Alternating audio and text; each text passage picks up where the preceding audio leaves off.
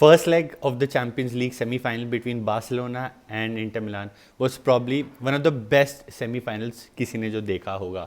Neutral fan के लिए तो वो बहुत मज़ेदार चीज़ थी, but for a Barcelona fan एक हार्ट अटैक था. जिस तरीके से वो गेम खेली गई थी 2-0 डाउन होने के बाद, उसके बाद 2-2 किया, फिर 3-2, फिर डाउन हो गए और 3-3 किया और फिर 4-3 हुआ, बट वो ऑफ साइड था. हमने मैनेज करी अच्छे से गेम, बट अब हमें जीतनी है गेम अपनी सैन सीरो में. जो फर्स्ट लेग थी ना, वो बिल्कुल एक कार्बन कॉपी थी हमारे पूरे सीज़न की. एक अच्छी स्टार्ट नहीं होती है, हम हमेशा फॉल्टर करते हैं, फिर कम बैक करते हैं, फिर अच्छा चल रहा होता है, फिर थोड़ा फॉल्टर करते हैं, फिर कम बैक करते हैं. ये हमारा पूरा सीज़न रहा है और फर्स्ट लेग ने उसको बिल्कुल अच्छे से सम अप कर दिया था. अब ये जो सेकेंड लेग है, इसमें हमारी क्या अप्रोच होनी चाहिए, हमें किस हिसाब से खेलना चाहिए. बार्सिलोना को इस सीज़न मैंने जो एक चीज़ करते हुए देखा है ना, वो ये होता है कि शुरुआत के 10 से 15 मिनट हम टाइम लेते हैं एडजस्ट होने में. इसका एग्जांपल है एथलेटिको मैड्रिड वाली गेम, कोपा डेल रे की फर्स्ट लेग, जहाँ पे जब तक हम सेटल नहीं हुए थे हमने 2 गोल खा लिए थे. और ये इंटर मिलान वाली गेम में भी यही हुआ, हमें लगे 10 से 15 मिनट सेटल होने में और उसमें हमने फिर से 2 गोल खा लिए. तो जो सैन सीरो वाली लेग है ना, उसमें हमें ये चीज़ रिपीट नहीं करनी है कि हम शुरुआत के 10 से 15 मिनट में गोल खा ले. अगर हमने गोल खा लिया ना, तो हमें प्रॉब्लम हो सकती है. जैसे कि मैंने अभी बोला, we can't be our usual selves. और इसमें एक और चीज़ मैं ऐड करता हूँ कि यूजुअल सेल्फ से हमें अपनी थोड़ी डिफेंस लाइन में भी चेंजेस करने हैं. हमने देखा how we were dominated by the Inter के जो टॉल प्लेयर्स हैं, जो उनके फिजिकल प्लेयर्स हैं. तो यहाँ पे हमें कुछ चेंजेस करने पड़ेंगे. एक न्यूज़ आ चुकी है और कंफर्म हो चुका है कि बाल्डे नहीं होंगे, तो there is a high chance that Gerard Martin will start as left back. Centre back pairing हमारी पाउ कुबार्सी एंड इनिगो मार्टिनेस की ही होगी. बट जो इंटरेस्टिंग चीज़ यहाँ पे होने वाली है ना, वो ये होगी कि राइट बैक में हम शायद से आराउखो को देख लें, क्योंकि कुंडे अवेलेबल नहीं है फॉर गुड फ्यू गेम्स. तो यहाँ पे हमें टॉल फिजिकल प्लेयर्स चाहिए. अब यहाँ पे हम क्रिस्टियनसन भी कहीं इंटीग्रेट करते हैं, बट इतने इंपॉर्टेंट मैच में I do not think Hansi Flick Christiansen को स्टार्ट करेंगे. तो बैक फोर हमारी डेफिनेटली यही होनी चाहिए. इसके अलावा हमारी कोई भी back four can be risky against these Inter Milan players. A lot of you commented and asked me, where did I get this t-shirt from? This t-shirt is by Shop Football, your go-to website for latest football fashion trends. This t-shirt that I'm wearing shows off true Barcelona colors, making it a perfect choice for any football fan. Whether you're watching the game at home, out with friends, or just strolling around the town, this is the perfect way to show your support for Football Club Barcelona. Use my coupon code ESP20 and get a flat 20% off on your next purchase. Link in description.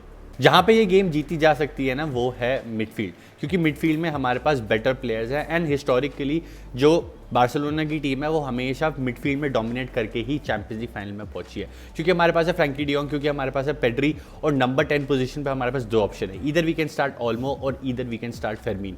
फेरमीन का recently form अच्छा रहा है, उन्होंने winner भी मारा था against real वाइडोलेट. तो यहाँ पे देखने वाली चीज़ होगी कि नंबर 10 पोजीशन पे कौन स्टार्ट करेगा. Will it be Fermin, will it be Dani Olmo.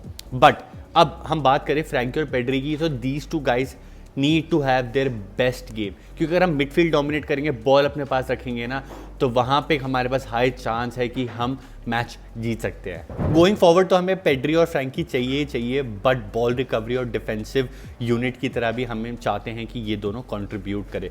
Offensively तो पेड्री और फ्रैंकी डियोंग हमें ज़रूर हेल्प करते हैं, बट डिफेंसिवली भी इस गेम में हमें इन दोनों की नीड चाहिए होगी. बॉल रिकवरी में हमें बहुत ज़्यादा इंपॉर्टेंस होगी कि ये दोनों कंट्रीब्यूट करें, एक डिफेंसिव शील्ड भी आगे बनाएं जब इंटर मिलान अटैक करे. उनके होम में मैच है तो वो डेफिनेटली एक हाई टेम्पो से आएंगे. तो यहाँ पे हमें फ्रैंकी और पेड्री से उनकी बेस्ट डिफेंसिव गेम की नीड भी होगी. वही मैं बात करूँ हमारे फ्रंट थ्री की, तो front three also needs to have their best possible game. अब यहाँ पे गुड न्यूज़ ये है कि Lewandowski is available and he will travel with the team.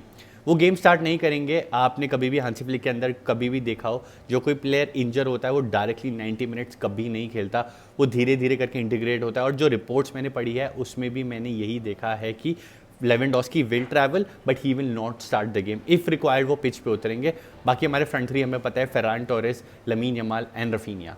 Lamin Yamal का तो सिंगल हैंडेडली उन्होंने हमें फर्स्ट लेग में वो हमें 2-0 डाउन से आगे पहुंचाया था.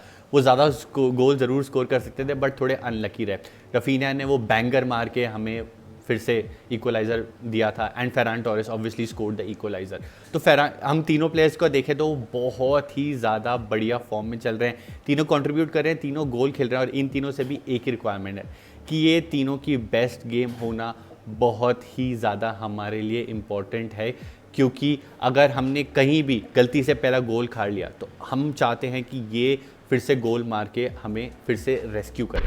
थैंक्स टू हांसी फ्लिक कि उन्होंने फेरान टोरेस को कॉन्फिडेंस दिया कि आज हम उन पे वो ट्रस्ट कर सकते हैं कि yes we have a replacement for Lev, और वो गोल भी मार सकता है, और उन्होंने रिसेंट मैचेस में बहुत सारे इंपॉर्टेंट गोल्स मार के कंट्रीब्यूट भी किया है। वही मैं बात करूँ रफीनिया की, तो Raphinha needs to have his best game. अभी तक उनका थोड़ा फॉर्म ओके रहा है, कभी कभी अच्छा परफॉर्म किया, कभी कभी अच्छा परफॉर्म नहीं किया। रियाल सोसिएडाड वाली गेम में उन्होंने गोल मारा अपने राइट फुट से, तो मैं चाहता हूं कि इस गेम में भी वो अच्छे से खेले। एक प्रॉब्लम यहाँ पे है कि जब बाल्डे उनके पास होता है और बाल्डे ऊपर चढ़ता है तो उनसे थोड़ा वर्कलोड कम हो जाता है, वो नहीं होगा। सो रफीनिया नीड्स टू जॉब्स, और उनको अपनी प्रॉबली मेरे हिसाब से तो एकदम फ्लॉलेस गेम खेलनी पड़ेगी कि हम फाइनल में पहुंचे। जो हांसी फ्लिक है ना, he is a fast learner. I am definitely sure जो हमने गलतियां की थी कि हमने सेट पीसेस से गोल खाया, शुरुआत के 10 मिनट में हम सेटल नहीं हुए और हमने गोल खा लिया, तो ये सारी चीज़ों से हांसी फ्लिक डेफिनेटली सीखेंगे। ट्रेनिंग ग्राउंड में पक्का कुछ ना कुछ चल रहा होगा कि हम सेट पीस के अगेंस्ट कैसे डिफेंड करें, हाई लाइन कैसे मेंटेन करें, कैसे उनके जो फिजिकल प्लेयर्स हैं उनके अगेंस्ट टैकल करें। ये over the course of the season हमने देखा है कि कैसे हांसी फ्लिक ने थोड़े बहुत ट्वीक्स कर करके सारे चैलेंजेस को फेस किया है और उनको काउंटर किया। तो I am definitely sure being the biggest game of this season, Hansi Flick को पता है क्या करना है। और इसका एक एग्जांपल है जो हमारी रियाल वाइडोलेड वाली गेम थी, वहाँ पे उन्होंने कर दिए थे बहुत सारे चेंजेस। तो जैसे ही उन्हें 45 मिनट्स में पता चला कि थिंग्स आर नॉट वर्किंग, हम एक गोल डाउन हो गए, एकदम से उन्होंने प्लेयर्स उतारे, ऑल्मो उतारा, रफीनिया उतारा, और वो मैच हम जीत गए। थोड़े बहुत ट्वीक्स किए टैक्टिकली। तो इस चीज़ में मैं हांसी फ्लिक को ना बहुत ही ज़्यादा पसंद करता हूँ कि वो ज़्यादा टाइम नहीं लेते हैं चीज़ें सीखने के लिए, अपनी गलतियों को फिर से ठीक करने के लिए। वो एकदम से वो चेंजेस कर देते हैं ताकि हम मैच में फिर से अपनी ग्रिप ले लें। इस मैच से ना बस मेरा एक ही कंसर्न है, डिफेंडिंग। आगे जाना, बॉल रखना, बॉल को घुमाना by the midfield, goal score करना is not an issue. We have players who have performed. Probably हमारे पास one of the best attacking trio है इन द वर्ल्ड, अगर आप लेवा भी हटा दो, फेर्रान को मिला के भी। बट जहाँ पे मेरे को डर लग रहा है, जहाँ पे मेरा कंसर्न है, वो है हमारी डिफेंस। अब डिफेंस हमारी थोड़ी शेकी है क्योंकि हम हाई लाइन मेंटेन करते हैं। हर टीम का एक ही पैटर्न रहा है, बॉल हमेशा विंग्स पे आती है, विंग्स से रनर्स भागते हैं और अंदर बॉल कट इन होती है। और इंटर मिलान ने भी जो पहला गोल मारा था वो वैसे ही मारा था। और दूसरी वीकनेस जो हमारी एक्सपोज हुई पिछले मैच में वो थे सेट पीसेस। तो यहाँ पे मेरा जो कंसर्न है वो गोल स्कोर करना नहीं है सैन सीरो में, चाहे कितना भी हॉस्टल इन्वायरमेंट हो। जो मेरा कंसर्न है ना वो है डिफेंडिंग, क्योंकि हमने डॉटमेंट वाली गेम में भी देखा कि हमने थोड़े बहुत चेंजेस किए या थोड़े बहुत प्लेयर्स अनअवेलेबल थे, वहाँ पे हम अच्छे से डिफेंड नहीं कर पाए, शेकी लगे, नर्वस लगे और हमने गोल खा लिया और वो मैच हम हारे। तो मैं बिल्कुल भी नहीं चाहता कि डॉटमेंट वाली जो गेम थी वो फिर से रिपीट हो और हम वही गलतियां करें।